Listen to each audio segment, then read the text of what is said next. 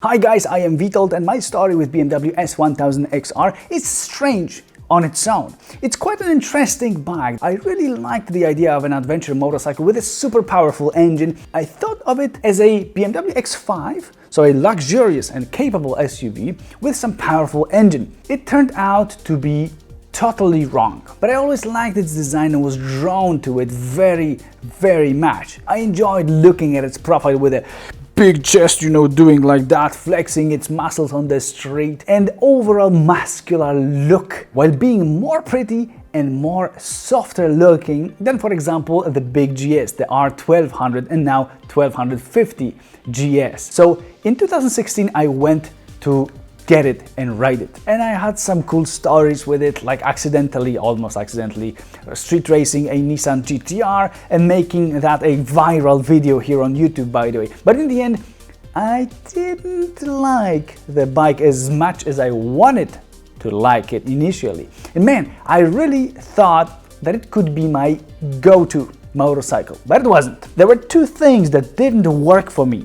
First was the suspension that was way too stiff for my taste. Riding over potholes was painful and almost frustrating. My feelings reversed because of that, from love to hate in less than 1 kilometer, and I was super disappointed. It's not a bad bike, or it was not a bad bike. I was just expecting a GS with way more power and more fun engine, and that's wrong. S1000XR wasn't nearly as comfortable and nearly as agile in terms of handling and changing directions as the GS. It felt heavier than a GS and it was quite uncomfortable. It was much quicker though, but since it was a 4-cylinder inline engine, you would have to rev it high for it to start going. So cool on a racetrack, but nowhere else really, especially because of its very long gears. So in other words, my final conclusion was that it was a very cool bike, but a useless bike. And I wasn't alone. But the best part was that BMW listened. Now there is a second generation of BMW S1000XR, which looks even better, first thing to say. And I would say it looks super beautiful and it looks super muscular without being hit in the face with one eye swollen, like some other bikes that BMW is offering. I freaking love its look now, and I think that it's one of the best looking motorcycles out there. I like its proportions and still believe in the idea of a much more high performance R1250 GS. And now, well, damn it, let me tell you what BMW's newest S1000XR feels like from 2020. The overall idea stayed almost the same with one exception, which is that it's got nearly as comfortable suspension as the GS, and I love that change. It's not as comfortable as a GS, but it's so much closer, it's so much better, and also I do understand why it is not. That's because of its sports heritage. It just cannot. It was designed as a taller sports bike with some extra capabilities, and before, its only extra thing was that the position was more upright and you could attach side panniers and a top case to it. But now you can also ride it comfortably, and I mean really comfortable. You see me now riding over the worst path that I could possibly choose just to challenge its suspension, and there was not one place that I could ride over a normal road that would result in my back having the pain. It's awesome now, and BMW listened to us and really made it a more comfortable motorcycle. So hey, if you want to float, yeah, get a GS. It's going to be better. But this one is totally manageable, and I would say it's better than the newest Ducati Multistrada V4. Now, what stayed is quite long gearing, perhaps maybe a little bit shorter. It's just always this way, and you have to rev it for it to go. Once you do and you reach that last 25% of the RPM range, this, ladies and gentlemen, is the craziest motorcycle in its class, being an adventure motorcycle class. Forget Ducati Multistrada V4, it's quick, it's super quick, but it feels less powerful than this one. Ducati is super quick, let me say it again, but its short gearing makes you struggle with gear changes, and its red line is very quickly reached, and you've got to slow down in order to change gears, even using the quick shifter. with S1000XR, once you're up there high and use its long gearing, it is a freaking hurricane and the world around you just gets blurry to the point that this is the only bike in the category that I cannot keep having the throttle wide open on at all times. I just haven't tried the KTM, but I assume that they are similar to the newest 170 horsepower Ducati Multistrada V4, those KTMs, the 1290 Adventure and the Super Duke GT. Now, this newest S1000XR has 165 horsepower and just 114 newton meters of torque. That's way less torque than, say, the R1250 GS with its 143 newton meters, and you still definitely feel that at lower RPM. This annoys me in the city on the XR, because at lower speeds, riding in the first gear, you are unable to reach the higher RPM if you are not having a rather high speed. So you are incapable till that moment, as the bike feels more sluggish than some others. Of course, it's not slow, but it would get its butt kicked when trying to accelerate at low speeds. And also in terms of flexibility in higher gears, it's just how sports bikes work with their inline 4-cylinder engines, and S1000XR carries that character. Never mind if you know you are going to overtake and you can reduce the gears and keep the engine in high RPM. Let me say that again.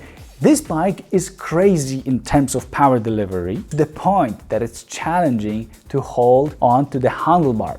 Especially that wind protection isn't super effective here, but it's smooth with generally no issues with the wind stream, actually at any speed. But the windshield won't protect you like on some other more touring focused motorcycles like the big GS or RT. None of them is perfect here either, but those two, for example, are better. The windscreen is adjustable, but it doesn't change that much. It's easier to adjust it than in some other bikes, and I like that. It's easier than, for example, in a GS. Now the engine itself, it is silky smooth, and there is never any shaking or vibration. Some riders complain about the first S1000XR as it was vibrating at certain IPM. I haven't noticed anything annoying in terms of vibration. So we know three big things here now. It's extremely quick when you want it to be, and you can prepare it to be that quick. It's not that cool at lower RPM, and it's actually comfortable in terms of suspension setup now. The position is really fine for me myself with my 183 centimeters, and I am sitting totally comfortably upright on it. I was totally fine on its seat and liked the relatively wide handlebar, which in fact is more narrow, slightly more narrow than the one on, for example, R1250 GS, but it's still giving you a lot of control. I like it this way. However, it still doesn't feel as agile as I would want it to feel. I got my S1000XR right after riding F900XR just for fun, and while that bike felt super light and it would make me feel like I could do anything I want with it and squeeze it anywhere I want to, here on the bigger XR it was a whole different story. It felt like a really long limousine. Just check those photos. The front part of the bike near the fuel tank is so much longer, or rather it's wide for so much longer, and I could feel it immediately after setting off. It is much similar to the Multistrada V4 here. They are fine riding straight, and unless you try a lighter and more agile bike like F900XR or F850 GS BMWs, or just the king of handling and the most fun and rider-friendly motorcycle on earth, R1250 GS, if you don't do that, if you don't check that, if you don't compare, you'll be fine. But if you do, you will realize that both S1000XR and Multistrada V4 feel equally heavy, and they don't encourage you to ride especially quickly unless the road is empty or you're on a truck. Sit on a big GS and you will do crazy things while feeling that you can nearly fly. So this new BMW S1000XR feels in a way that is very similar here to its first generation. Fun fact is that R1250 GS is significantly heavier than S1000XR. It is 249 kilograms with fuel, that one, versus 226 kilograms with fuel for S1000XR. Yet the XR feels way heavier and harder to manage. And I really appreciate the GS steel lever front suspension, low center of gravity, thanks to its cylinders sticking to the side, and overall amazing balancing. Is it a good touring bike, this S1000XR, that will deal with longer travels? Well, it is stable, it's powerful, and you can carry luggage and a passenger on it. But I really don't know how to position it, knowing that there is a GS and the RT also from BMW. I don't see a reason why anyone would choose XR specifically for long travels. One reason could be to avoid the clunky Boxer engine and have a more smooth experience related to the engine, yeah. But then the Boxer has its advantages like loads of torque and the GS being more comfortable for the rider and likely for the passenger too. So yeah, that could be one reason. Also, the fuel tank capacity is 20 liters, so just like in a regular R1250 GS, seat height is 84 centimeters, and that should be perfectly fine for most riders. R1250 GS is just 1 centimeter taller at its lowest setting. You may raise it further to 87. And I found the seat on the XR comfortable, and what's special about it, it's very short. After you sit, you are kind of locked in place and you don't slide forward or backward.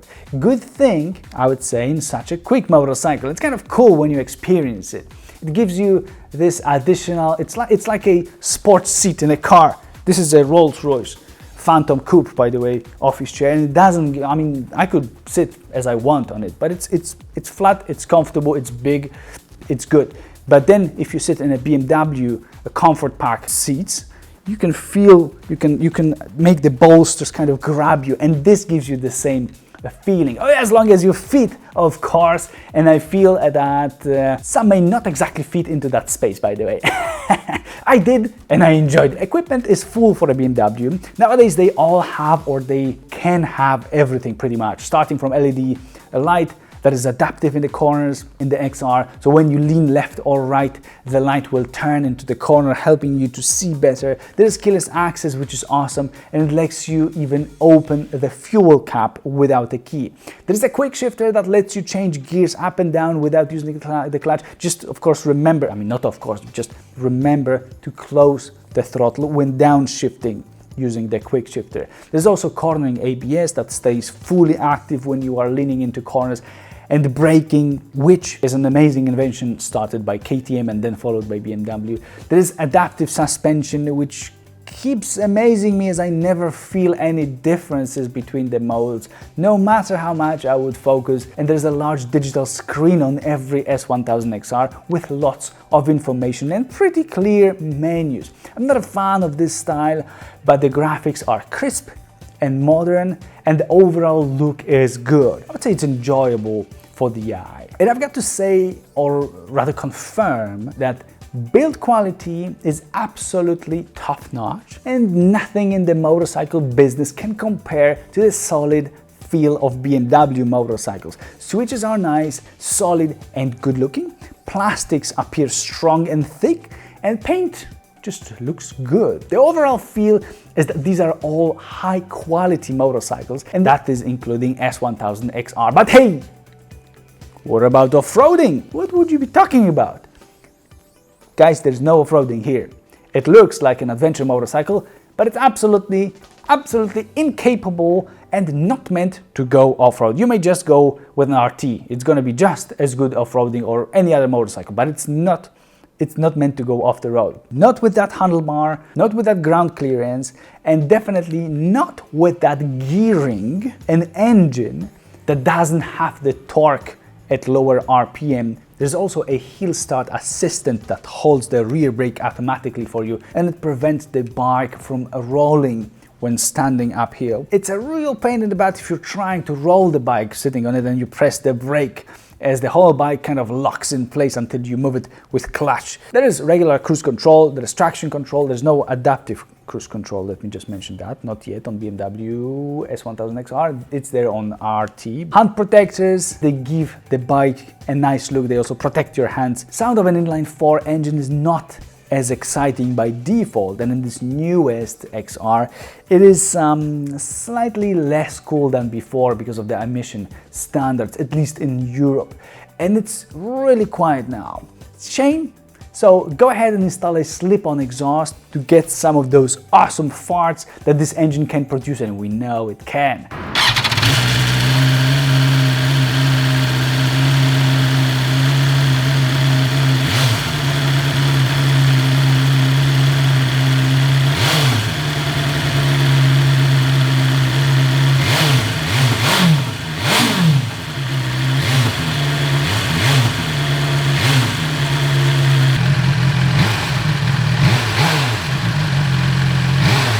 I'm myself a fan of a V2 engine sound, so I wouldn't recommend to replace the whole exhaust system in order to avoid making it sound like a juice maker too much, as well, I myself don't enjoy that sound. Keep it bassy, deep and farty, but not screaming like a vacuum cleaner. For unknown for me reason, BMW on my local market claims on their official website that BMW S1000XR is a, quote, bicycle. Well, I'm not sure what they meant, but if you are watching my videos and have come across some other BMW tests and reviews, you will notice plenty of other mistakes pointed out by me on BMW's official website, in different markets, in different languages. Such a shame. And I also don't like those bloody small mirrors that appear to be on, well, almost all BMW motorcycles nowadays. They are too small and I cannot see well enough what's going on behind them. So I would give this new S1000XR bicycle from BMW a score of 8 out of 10 on my VTOL's recommendation board now. It gets a perfect score in terms of maximum performance, and I feel it's unbeatable in the category here. Yet on the other hand, it's not very flexible and lacks torque in everyday riding, comparing for example to BMW R1250 Boxer. Then it is pretty comfortable in terms of position, handlebar, seat and above all suspension. It's really impressive actually. On the other hand, it feels heavy and definitely not like a bicycle BMW, let me point that out, but rather like a stretched limousine. This is again comparing to the best, which would be R1250 GS. It is similar and slightly better, this XR, than the newest Multistrada V4. I love the way it looks and hate that it has a chain drive instead of a driveshaft, or at least a belt like Ducati X Diavel has, which means it's possible on a high-performance bike. Then in terms of equipment, well, it's complete. I don't think there are heated seats, and the Multistrada V4, for example, has front and rear radars already in the category that allow it to utilize adaptive cruise control that keeps the distance from vehicles in front of the bike on its own, and in the rear it allows you to use BLIS, so a blind spot monitoring system that warns you with lights in the mirrors about vehicles next to you, behind you. Really cool, and XR nor the GS can have it at the moment. This all is what you need to know if you are curious or are considering getting yourself the newest XR. I hope that you found it useful, and definitely go and test ride one, knowing very specifically what you want from it. It's this kind of a bike that I believe you cannot just get and then be satisfied with no matter what.